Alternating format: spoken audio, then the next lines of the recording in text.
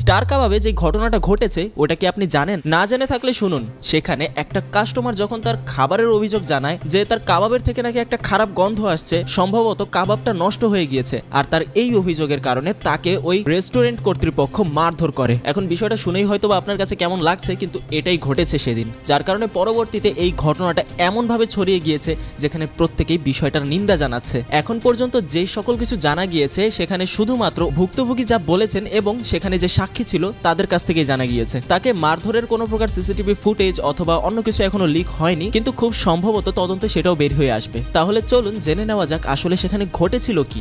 পচা কাবাব, আমি যখন বললাম ভাই কি করে পচা কাবাব দিছেন, তখন সে ওটা স্বীকার করে নেই। সবাই মিলে জড়ো হয়ে এভাবে দুঃখিত, আমি ওনার ভিডিও সম্পূর্ণ দেখাতে পারবো না, তাই আমি নিজে বিষয়টা এক্সপ্লেন করে দিই। ওনার কথা অনুযায়ী উনি সাক্ষী হিসেবে যতটুকু দেখেছেন, সেখানে ওই ব্যক্তিটা যখন খাবার খেতে বসে তখন তার কাবাবের থেকে কেমন যেন একটা গন্ধ আসছিল। তো সেই বিষয়টা নিয়ে সে ম্যানেজারের কাছে যায়, আর ম্যানেজারকে এই বিষয়টা খুলে বলে যে তার খাবার থেকে গন্ধ আসছে কেন, এই বিষয়টা নিয়ে অভিযোগ জানায়। কিন্তু সেখানে ম্যানেজার বিষয়টা মানতে অস্বীকার করে। সে বলে যে না, এখানে নাকি লেবু ব্যবহার করা হয়েছে, সেজন্য এরকম ব্যতিক্রম ধরনের গন্ধ হচ্ছে, কাবাবে নাকি মাঝে মাঝে এরকম গন্ধ হয়। কিন্তু তার কথার সাথে সাথে সেখানে আরো 3 জন কাস্টমার উঠে দাঁড়ায়, আর তারাও ঠিক একই অভিযোগ জানায় যে তাদের কাবাব থেকেও নাকি এই একই রকমের গন্ধ আসছে। যার পরবর্তীতে যখন সেই ভুক্তভোগী লোকটা ওখানে একটু জোর খাটিয়ে কথা বলতে যায় ম্যানেজারের সাথে, তখন ম্যানেজার রেগে ওঠে। হ্যাঁ, সে এমনিতেও কিছুটা মেজাজি ছিল। তো এই ঘটনার পর সে বারবার ওখানে বেল বাজাতে শুরু করে, যার কারণে কিছুক্ষণের মধ্যে হোটেলের স্টাফগুলো সবাই একসাথে হয়, আর সেই লোকের সাথে এবার জোর করতে শুরু করে যে সে এমন কেন বলছে, তাদের কাবাব তো ঠিকই আছে। কিন্তু এটা জানা কথা, তাদের কাবাবেই আসলে সমস্যা ছিল, যেটা তারা মানতে চাইছে না। একসময় নাকি তাদের প্রত্যেক স্টাফ একসাথে ওই লোকটাকে ধাক্কাতে ধাক্কাতে সেখান থেকে বাইরে নিয়ে যায়, আর বাইরে নিয়ে তাকে নাকি মারধর করতে শুরু করে। তাকে রাস্তায় শুয়ে পর্যন্ত মারধর করা হয়, এমন অভিযোগ শোনা গিয়েছে। এখন এই পর্যন্ত এই ছিল সাক্ষী হিসেবে এই ছেলেটার মতামত। তাহলে চলুন আমরা শুনে আসি যে ভুক্তভোগী সেখানে কি বলছে। আমি যখন বললাম ভাই কি করে পচা কাবাব দিছেন, তখন সে ওটা স্বীকার করে নেই। তারপর ওদের যত স্টাফ আছে সবাই মিলে আমার মারছে। সেখানে ভুক্তভোগীরও একই কথা যে সে প্রথমে নাকি এখানে খিচুড়ি অর্ডার করেছিল, কিন্তু তাদের কাছে খিচুড়ি ছিল না, সেজন্য পরবর্তীতে সে কাবাব অর্ডার করে। কিন্তু এই কাবাবে নাকি 2 কামড় দেওয়ার পরে সে বাজে একটা গন্ধ ফিল করে, যার কারণে সে ঠিকঠাকই বুঝতে পারে যে এই কাবাবটা নষ্ট হয়ে গিয়েছে আর তাদেরকে নষ্ট খাবার সার্ভ করা হচ্ছে। তো এখানে কিন্তু কাস্টমার হিসেবে তার অধিকার আছে এক কর্তৃপক্ষের কাছে অভিযোগ জানানোর, কিন্তু সেখানে তাকে অবশেষে মার খেতে হলো। এই ছিল তাদের মুখে শোনা এই বিষয়টার প্রতি অভিযোগ। এখন অনেকে অনেক কথা বলছেন যে স্টার কাবাব বন্ধ করে দেওয়া হোক, এর উপযুক্ত বিচার চাই, এর জরিমানা করা হোক, হ্যানত্যান অনেক কিছু। কিন্তু আসলে স্টার কাবাবের একার বিষয় না এটা।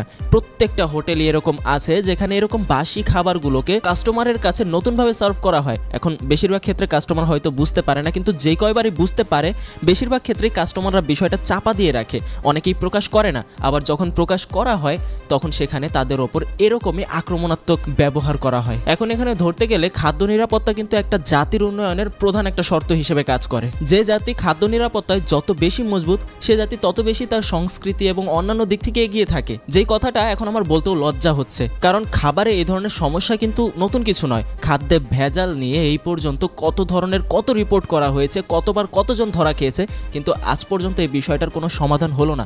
আসলে আমরা সভ্য হতেই পারছি না। আপনি চিন্তা করে দেখুন, একটা বড় লোকের কথা বাদই দেই, একটা নিম্ন আয়ের মানুষ, সেও কিন্তু বাজার থেকে তার পরিবারের জন্য খারাপ কিছু কিনতে চাইবে না, সেও চাইবে সব থেকে ভালোটা কিনুক। হ্যাঁ, অবশ্য কম কিনবে, কিন্তু সে ভালোটাই চাইবে। আর সেখানে এই সকল রেস্টুরেন্টগুলো মানুষদেরকে কিভাবে ধোঁকা দিচ্ছে, তাদের স্বাস্থ্য নিয়ে কিভাবে খেলছে, বিষয়টা সত্যি খুব মর্মান্তিক একটা বিষয়। তাই আমি বলবো, খাদ্য নিরাপত্তার দিক থেকে যে যার যার জায়গা থেকে স্বেচ্ছার হন, কেউ যদি এই বিষয়টার প্রতিবাদ জানায় তাকে সাহায্য করবেন, চুপচাপ থাকবেন না, তাকে সাহায্য করবেন যেন এই বিষয়টা সবার সামনে চলে আসে, আর তারা যেন তাদের উচিত শিক্ষা পায়, আর পরবর্তীতে যেন এই বিষয়টা রিপিট করার মতো সাহসও না পায়। তাই আজকের ভিডিওটা প্রত্যেকের সাথে শেয়ার করে দিন, কারণ যার যার জায়গা থেকে স্বেচ্ছার হতে হবে, এই বিষয়গুলোর প্রতিবাদ করতেই হবে, না হলে এগুলো কোন পর্যায়ে গিয়ে পৌঁছাবে আপনি কল্পনাও করতে পারছেন না। আর ভিডিওটা কিছুটা হলেও দরকারি মনে হলে ভিডিওতে লাইক করবেন এবং শেয়ার করে দিন, কারণ তার মাধ্যমে ভিডিওর এঙ্গেজমেন্ট বাড়বে, বেশি বেশি মানুষের কাছে ভিডিওটা পৌঁছাবে, যার কারণে আপনি বেশি বেশি মানুষকে অ্যাওয়ার করতে পারবেন।